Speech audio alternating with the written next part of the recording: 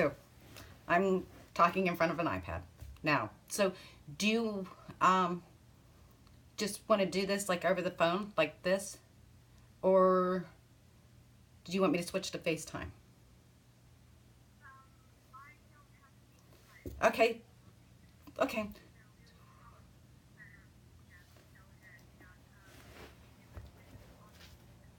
okay. I do. Okay, can I put you on speakerphone? Okay. I'm going to do the same if possible. Are you able to hear me clearly with each word coming through? I can hear you very clearly. Okay, excellent. Excellent. Okay, so what I wanted to do was to start off by giving you some content that Michael had already brought through for me right before I called you. Okay. So he has some information that he just wanted me to convey. And then once I'm done conveying that to you, we can continue on with any questions that you may have about that content or any of your own questions that you just wanted me to try to see if I can retrieve from him. Okay. Okay. So, I'll start off by first sharing with you my impressions of Michael in terms of kind of like the energy that he presented to me. So the impressions that I was able to receive was of a somber but hopeful, very earnest and bright, very, very intelligent sort of person. And there's a great sort of sincerity to him, like almost like a studious quality of him, sort of listening and learning intently, and there definitely was a sense of him trying to stay focused as a means of helping him sort of cope with this very, very challenging situation. So he's kind of, the sense that I got is that he's someone who's inclined to kind of rely on his inner fortitude and intellect as a means of allowing him to come through challenging situations. And this is an aspect of, there are many aspects to the personality that we actually are able to retain. So this is something that comes through about his personality, very strong.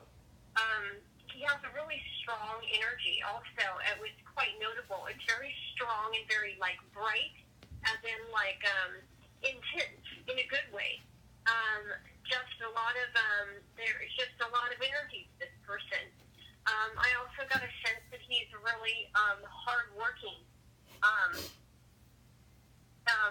very hardworking, and is very, very articulate and present. He was able to bring through a lot of verbal content, and he just had a very wide vocabulary that was very impressive, and is very kind of like succinct in his ability to be able to kind of articulate highly emotional matters in a way that seemed clear and relevant. So I was just very, very impressed with him as a human. He's just a very earnest, sort of sweet person who seems he was very, very anxious to communicate with you. So is that resonating with you? So you've never met me and you've never met my son.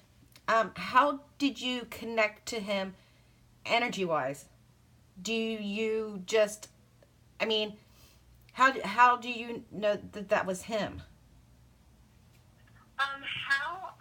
The process can be very individual according to each medium. Uh-huh. The process that I use involves several sort of extrasensory perception components. And that process is I call out to that person and I ask my guides, my spiritual guides, to contact that person for me. And then what happens is I start to sense them in my mind's eye. So clairvoyance to get sort of a vague image, Mm-hmm. and then I start to hear them. So I use clairaudience. So then I introduced myself and I said, are you Michael? And then I'm able to hear him respond just like a person talking. Except it doesn't sound like you talking. It sounds different. But I am able to hear and make out words.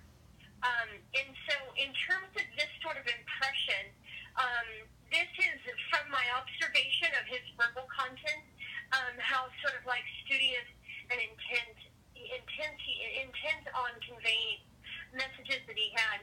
That's what I was able to perceive. And then his energy is something that my body feels. So I will feel a very strong, very earnest energy. Mm-hmm. And it's just the way that it feels in terms of like, when you're around someone, a living person, and you're like, I really like their vibe. They just have a really upbeat, positive vibe. Yeah. Or you're around a negative person, and you're like, ugh, I don't know. They just have a real negative way about them. It feels like that. Okay. So you don't feel something specifically on a specific part of your person. You more just kind of get a sense. And that was the sense that he conveyed, is of a very sort of like somber, very earnest, very bright sort of person, and very studious, like very hardworking. You've described him extremely well. He went back and got his master's in early childhood education and graduated with a 3.99. And at the same time, he held down a full-time job at Best Buy and continued to keep getting promotions and moved up to be head of their Apple products, which is a major achievement. So that explains it. And when you talk about his wide vocabulary, my husband and I own a bookstore. And so at a very young age, he began to just hang out with us while we were at work, so we could spend time together, and as a family. It was just the three of us for many years. And he was just around adults. And so he spoke, he was a late talker, but once he started speaking, it was like, it came out like in full sentences and paragraphs. And oh my gosh. And his vocabulary would be, it was quite vast, and he was very articulate. And he is probably the most sincere person, almost to a fault, that so many people will describe him as. Is he happy? Yes. I have some information that he gave me to tell you specifically on this point. So if you would like, I can go ahead and continue. That. Yes, please do. So what he had said, so what you were saying completely just that definitely goes in line with the impression of the person I was getting. He is very, very articulate, and he has given me a lot of verbal content to pass on. And it's exactly like what you said. Like, I have whole paragraphs here of content to tell you that he has given me. So it was wonderful. It actually is, for me, the medium, it made it very easy because he was just really good at communicating. And you don't have to, as the medium, I wasn't sitting there having to guess and try to figure out what he meant. He really could articulate what it was that he was wanting to say. So that's excellent. I'm so glad to hear that. So what he then proceeded to convey is that he first said that there was an element of surprise, I guess, that he had passed. It was something that was unexpected. Yes. And as a result, you're saying yes, that was the case? Yes, it was. Oh, it's very much the case. Okay. So he said that because of that surprise and that shock, he's so desperate to make contact with you. It's so important to him to be able to reach out and have this sort of experience because no one was expecting it. And he says that he was not expecting to have to face this so separate from everyone else, his family and friends. And he has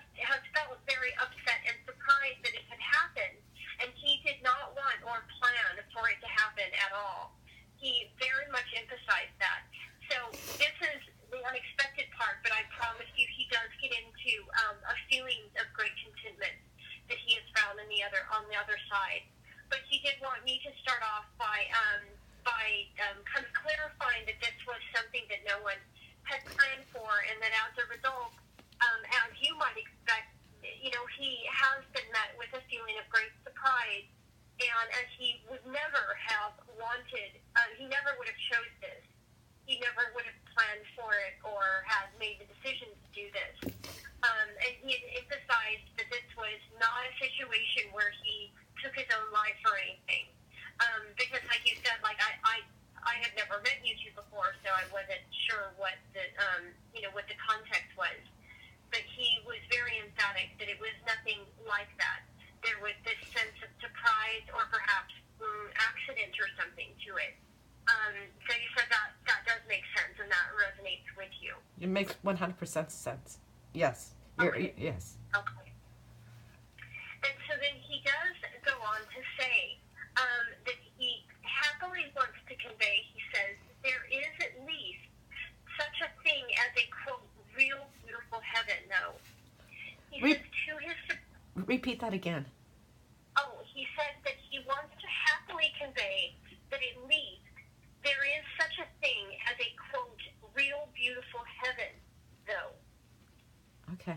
He said to his surprise, there is a whole world over there in heaven that is welcoming him, although it is not at all taking the place of his own mother and his family and friends.